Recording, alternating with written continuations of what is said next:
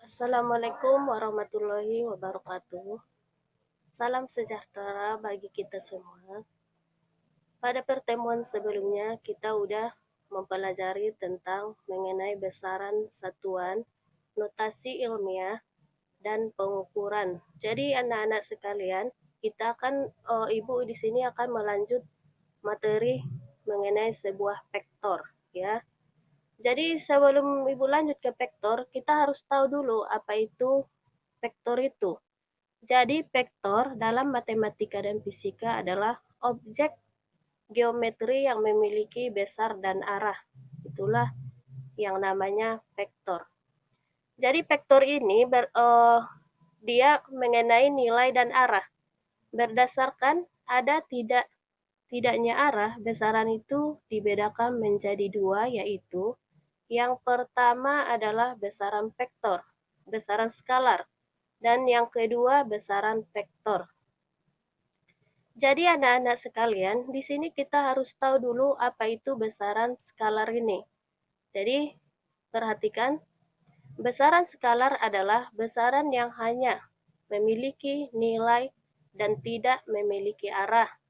Contohnya, jarak, massa, usaha, dan waktu. Inilah dia contoh dari besaran skalar.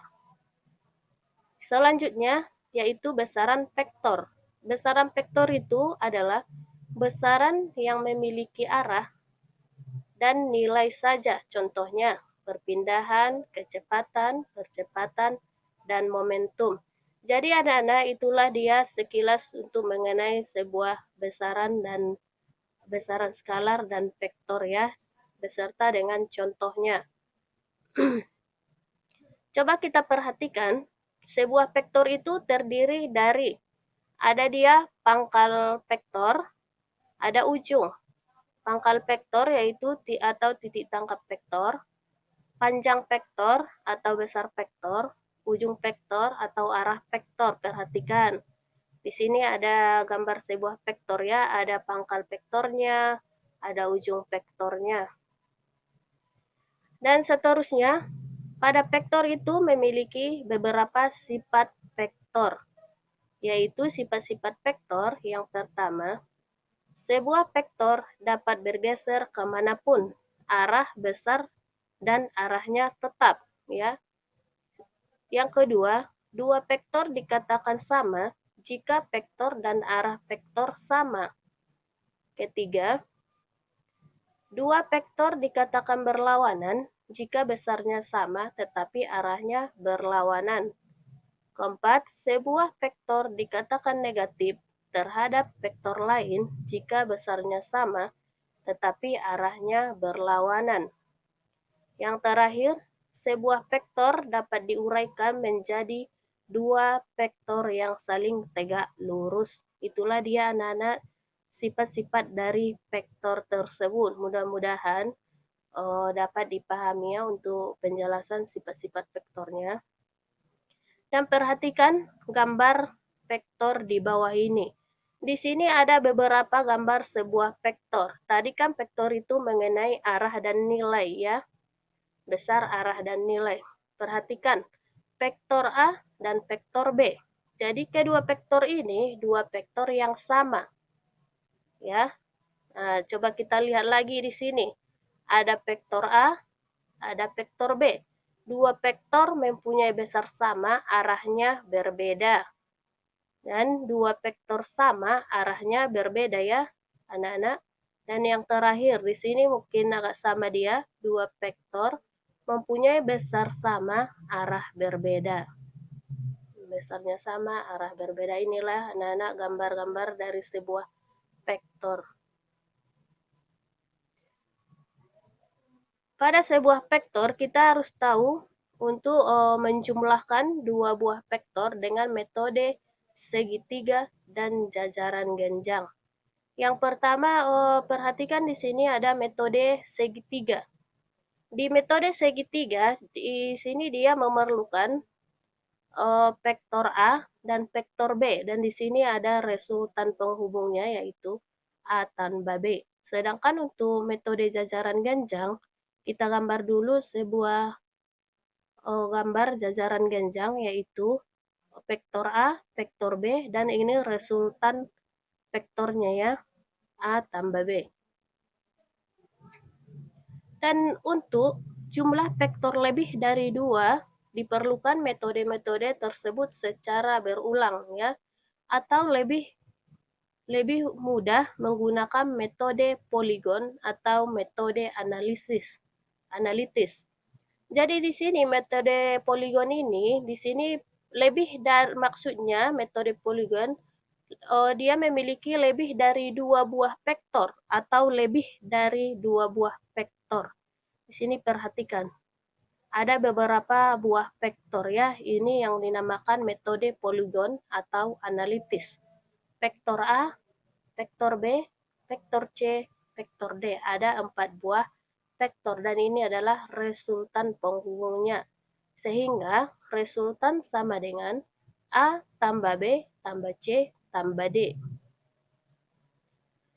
Dan seterusnya, untuk mencari atau menghitung resultan penjumlahan dan pengurangan vektor, yaitu perhatikan di sini ada dia penjumlahan 2 buah vektor, yaitu resultan sama dengan akar dari F1 kuadrat ditambah F2 kuadrat ditambah 2F1 kali F2 cos alfa. Cos ini dibaca dengan alfa. Sedangkan untuk pengurangan 2 buah vektor, resultan sama dengan akar dari F1 kuadrat ditambah F2 kuadrat dikurang 2F1 kali F2 cos alfa. Jadi untuk 2 vektor yang saling tegak lurus atau sudut alfanya 90 derajat, maka dia cosnya sama dengan 0, sehingga berlaku dia rumus Pitagoras. Ya, jadi ini rumus Pitagoras ini untuk 2 buah vektor yang saling tegak lurus ya, anak-anak. Yaitu R sama dengan A kuadrat atau resultan sama dengan akar dari A kuadrat tambah B kuadrat. Perhatikan contoh soal dari vektor ya. Hitunglah besar vektor resultan dari 2 vektor A dan B yang saling tegak lurus berikut ini. Di sini bagian A-nya yaitu vektor A sama dengan 6 satuan, vektor B 8 satuan, B-nya vektor A 7 satuan, vektor B 24 satuan. Jadi di sini kita satu soal memerlukan 2 jawabannya. Perhatikan di sini penyelesaiannya untuk vektor A. Diketahui vektor A 6 satuan, vektor B 8 satuan. Yang ditanya adalah resultannya.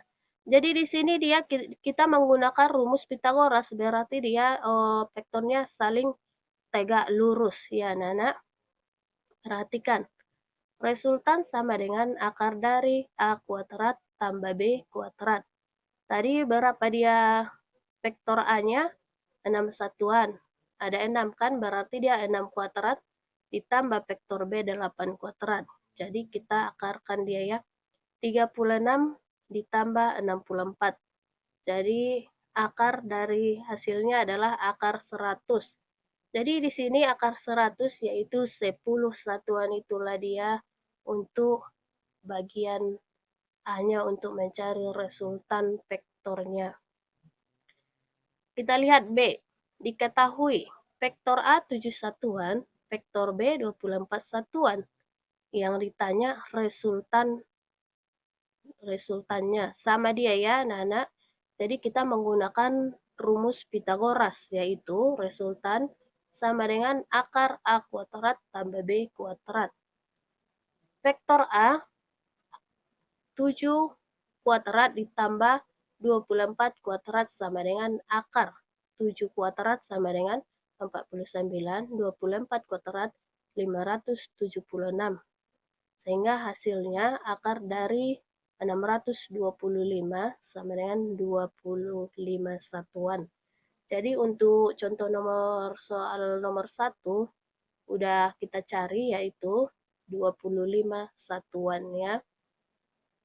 Mudah-mudahan anak-anak di sini dapat dimengerti ya untuk penjelasan Ibu. Kita lanjut ke soal nomor 2. Hitunglah vektor resultan dari dua buah vektor gaya sebesar 30 Newton dan 40 Newton membentuk sudut 60. Jadi di sini soal nomor 1 dengan nomor 2 itu berbeda ya anak-anak. Tadi dia membentuk saling tegak lurus. Sekarang dia membentuk sebuah sudut, yaitu sudutnya 60 derajat. Jadi di sini, untuk mencari sudut 60 derajat ini, kita harus tahu anak-anak yang namanya sudut-sudut istimewa itu, yaitu apa saja dia. Ini harus kita tahu sudut-sudut istimewa mulai dari 0 derajat, 30 derajat, 45 derajat, 60 derajat, dan 90 derajat. Jadi di situ kita harus tahu berapa cosnya, berapa sinusnya. Jadi ibu harap kalian harus hafal dulu bentuk sudut-sudut istimewa itu ya. Perhatikan penyelesaian untuk menghitung vektor resultan dari dua buah vektor gaya sebesar 30 Newton dan 40 Newton yang membentuk sudut 60. Penyelesaiannya diketahui. Vektor gaya 1 sama dengan 30 Newton. Vektor gaya 2, 40 Newton. Ini tanda membentuk sudut, ini dibaca dengan alfa. Ya, simbol ini dibaca dengan alfa, anak-anak. Jangan lupa, sama dengan 60 derajat. Sehingga ditanya adalah vektor resultan atau gaya resultannya. Kita jawab, resultan sama dengan akar dari F1 kuadrat ditambah F2 kuadrat ditambah 2 F1 F2 cos 60 derajat. Jadi anak-anak kita harus tahu dulu cos 60 derajat itu berapa ya. Nah, perhatikan sama dengan akar dari F1-nya tadi 30 kuadrat, kita tulis 40 kuadrat ditambah 2 kali 30 kali 40 cos. Inilah dia tadi sudut alfa ini atau 60 ini cosnya setengah atau 0,5. Jadi kita hitung 30 kuadrat hasilnya akar dari 900 ditambah 40 kuadrat 1600 ditambah 2 kali 30 kali 40 kali 0,5 sama dengan 1200. Sehingga kita jumlahkan hasilnya adalah akar dari 3700. Akar dari 3700 adalah 10 akar 37 Newton. Jadi anak-anak sekalian, mudah-mudahan apa yang Ibu sampaikan dipahami ya, paham atas semuanya. Kalau ada di sini yang kurang jelas, boleh ditanya atau ditulis di kolom komentar ya anak-anak.